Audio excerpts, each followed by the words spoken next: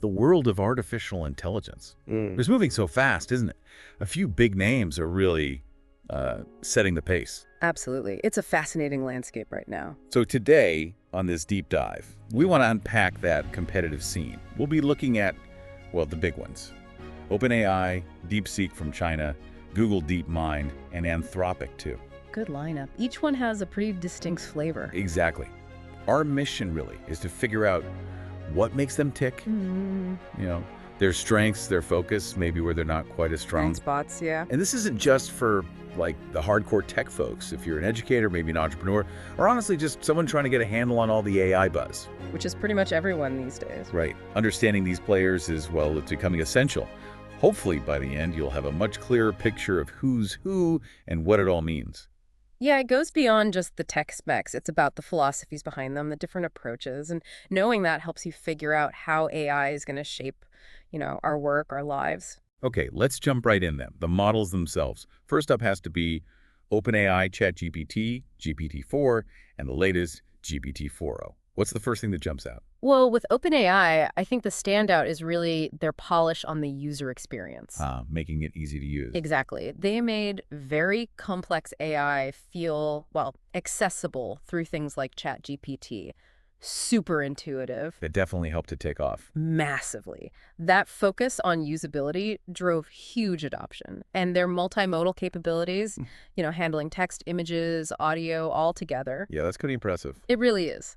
And, that accessibility has fundamentally changed how people see and use AI. That's a key insight if you're thinking about building AI products yourself. Right. They definitely captured the public imagination. But are there potential downsides to how they operate? Well, thinking about that whole open versus closed debate, OpenAI is very much closed source. Okay. And while that gives them tight control, it does lead to questions, things like transparency, maybe the pace of innovation compared to open models. Plus, some people feel their latest updates, like GPT-4o compared to GPT-4, haven't been quite the same huge leaps forward we saw earlier. Interesting point, that tension between control and maybe slowing iteration speed. Okay, let's switch gears. DeepSeek, making waves out of China. What's their story?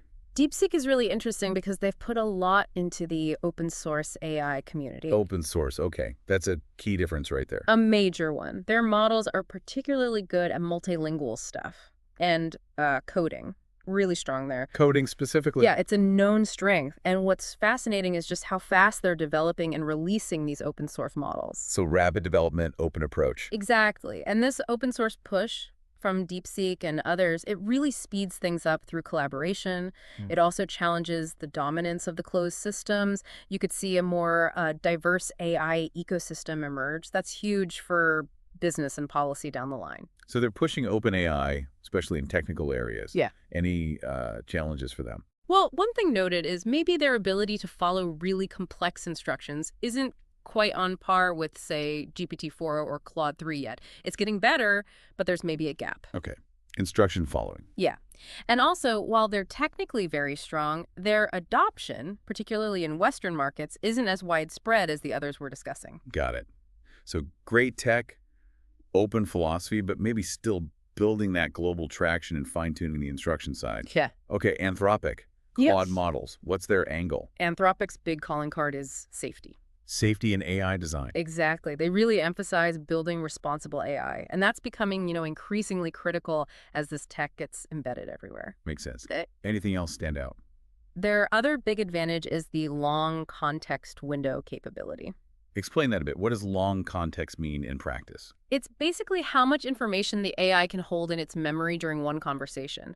So with a long context window, it can handle really long documents or remember details from much earlier in a chat.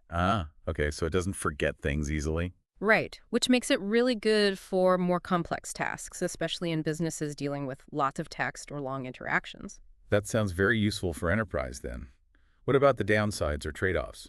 Well, their API access has been a bit more limited compared to, say, OpenAI historically, and they tend to keep a lower public profile generally. Less buzz, perhaps. Less buzz, but definitely growing adoption, especially within companies that really value that safety focus and the long context ability. So maybe a more focused, enterprise-friendly approach.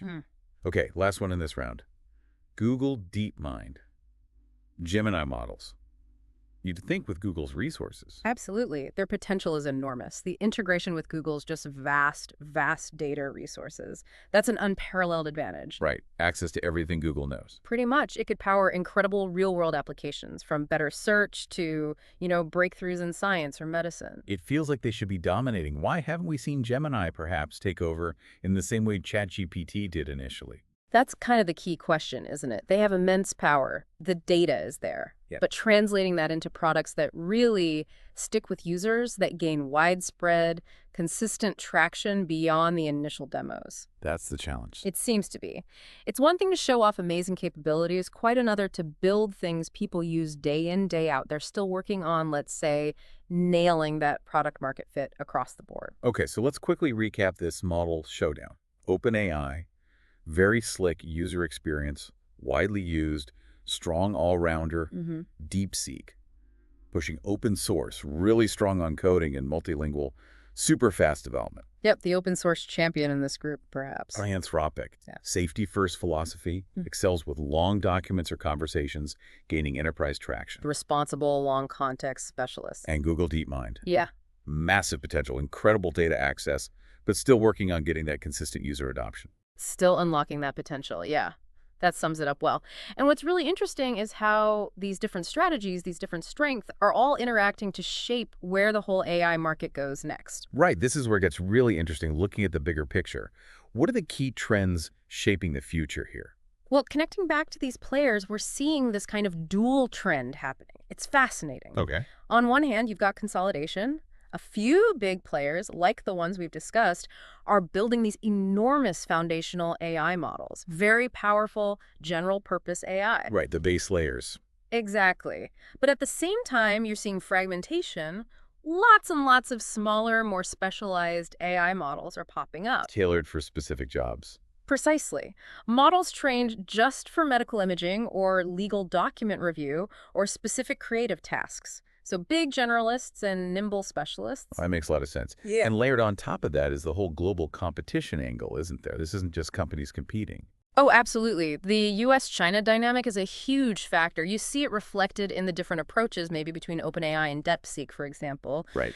Leadership in AI is definitely seen as strategically vital now, national importance. A new kind of technological space race, almost. You could say that. And then there's that fundamental question you touched on earlier, open versus closed source.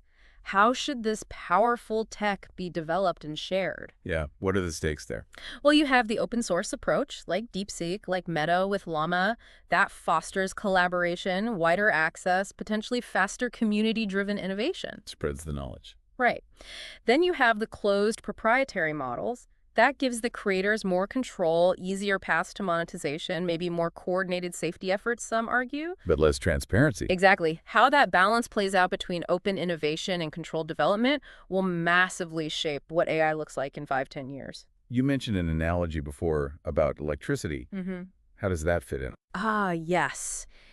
Think back to the early 20th century. The companies that set the standards for electricity, the voltage, the plugs, the distribution grid. They shape everything that came after. Totally. They controlled the infrastructure. Foundational AI models are looking like they could be the 21st century equivalent, the essential infrastructure for the digital economy. Wow. So the groups that control these core models or set the standards for how AI systems talk to each other, how data is formatted, they could wield enormous influence. It could foster openness, or it could create new kinds of monopolies or dependencies. That really puts the scale of this into perspective. So thinking about this landscape, who actually benefits most from this AI revolution in the long run? It can't just be the companies building the models. Oh, definitely not. One obvious group, the cloud providers. AWS, Azure, Google Cloud. Exactly. They provide the raw computing power, the infrastructure needed to train and run these massive AI models. They're selling the picks and shovels in this gold rush, you could say. Right, they provide the foundation. Who With next? developers and startups. Big time. How so? Because access to incredibly powerful AI tools is getting cheaper and easier. You don't necessarily need a giant research lab anymore. Smaller teams can build really sophisticated AI-powered applications. It levels the playing field for innovation. That could spark a lot of creativity, a lot of new businesses. Potentially, yes. A Cambrian explosion of AI applications, maybe? What about at a bigger scale? nations, governments? Well, think about the potential for efficiency gains, for new capabilities.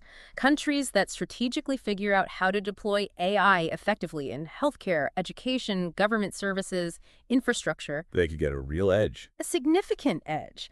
Imagine AI improving healthcare diagnostics nationwide, or optimizing traffic flow in cities, or personalizing education at scale. That translates to productivity, economic growth, maybe even better quality of life. We could see significant GDP impacts. So smart national strategy is key. Yeah. And what about just regular people, everyday users? How do we benefit long term? I think the potential here is empowerment. As AI gets easier to use, more integrated, imagine having powerful AI assistants that help you learn faster, be more creative, analyze complex information. Like having a superpowered helper. Sort of, yeah.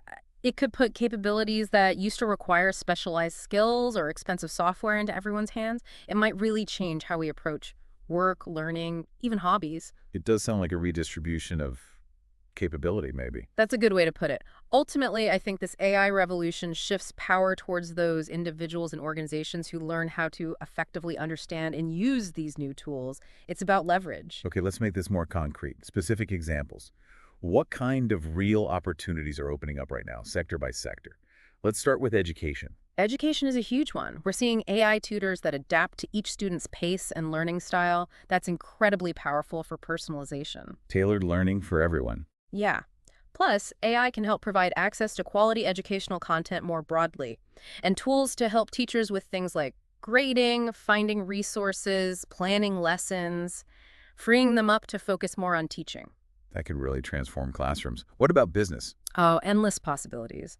Automating routine workflows, obviously, but also things like hyper-personalized marketing, really understanding customer needs from data, and getting business insights much, much faster through AI analysis. So efficiency plus smarter strategy. Exactly. Faster, more data-driven decisions. Finance. That seems like a natural fit. For sure. We're seeing AI used for much more sophisticated investment tools, algorithmic trading, also huge potential in fraud detection spotting patterns humans would miss, and even things like real-time economic forecasting getting more accurate.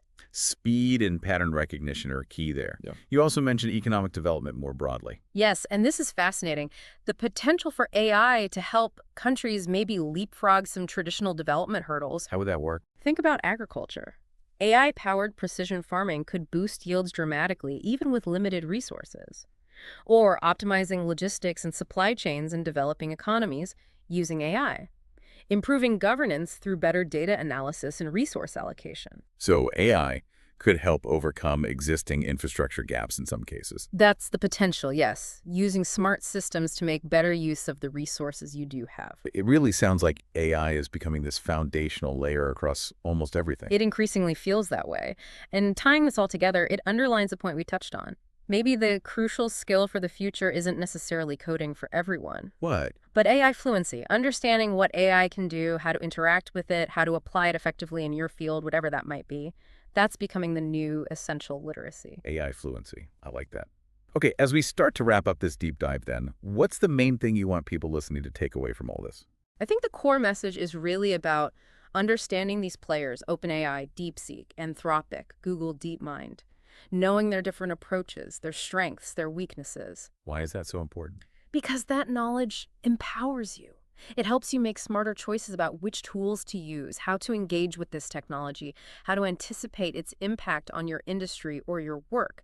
It lets you navigate this shift proactively. Right. It feels like the opportunities opening up now, they'll really be seized by people who stay informed, stay curious, and are willing to adapt as AI evolves. Couldn't agree more. Being informed and adaptable is key. And hopefully this discussion has given you a solid foundation, a better understanding to work from as you navigate this exciting and, frankly, complex future. Definitely. So as you, the listener, think about everything we've covered, consider those different philosophies, the open versus closed, the safety focus, the raw data power. Which approach resonates most with you?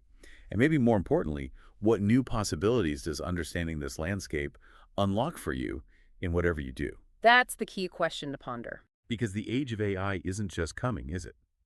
As we've explored, it's already here, weaving itself into how we live and work right now. Thanks for tuning in to Echoes of the Past. If you enjoyed this episode, Don't forget to hit that subscribe button so you never miss a journey through history. Until next time, keep the past alive.